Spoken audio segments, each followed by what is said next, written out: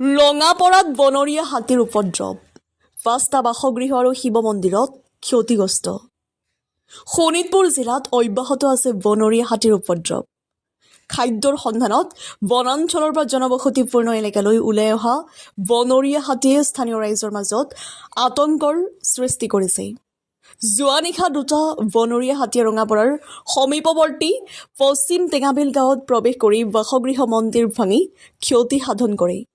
হাতী দুটাই গাঁওখনত প্ৰৱেশ কৰি জহাকিম তিৰ্কি, চাউল চোৰেন, বিনু ৰাউতীয়া, দীনা ৰাউতীয়া আৰু পদুনু কৰ্মকাৰৰ বাসগৃহ ভাঙি পেলোৱাৰ লগতে গাঁওখনৰ এটা শিৱ মন্দিৰো ধ্বংস কৰে।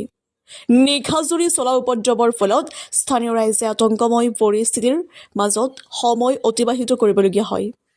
বনৰীয়া হাতী দুটাক পুনৰ বনাঞ্চললৈ খেদি পঠিয়াবলৈ আৰু বনৰীয়া হাতীৰ উপদ্ৰৱ ৰোধ কৰাৰ বাবে বন বিভাগক ব্যৱস্থা গ্ৰহণৰ দাবী জনাইছে। ৰঙাপৰা পশ্চিম টেঙাবিলৰ হৈ ঢেকীয়াজুলি সমষ্টিৰ ইয়াত ২টা হাতী আহিছিলে ২টা বজাত। ২টা হাতী আহি পেলাই 5টা ঘৰ মানে আমাৰ ৰাতি মানে ভাঙি পেলাইছে। এটা মন্দিৰ হৈ 4টা ঘৰ ভাঙি পেলাইছে ৰাতিপুৱাই। মানে মানুহবিলাক শুবই পৰা নাই।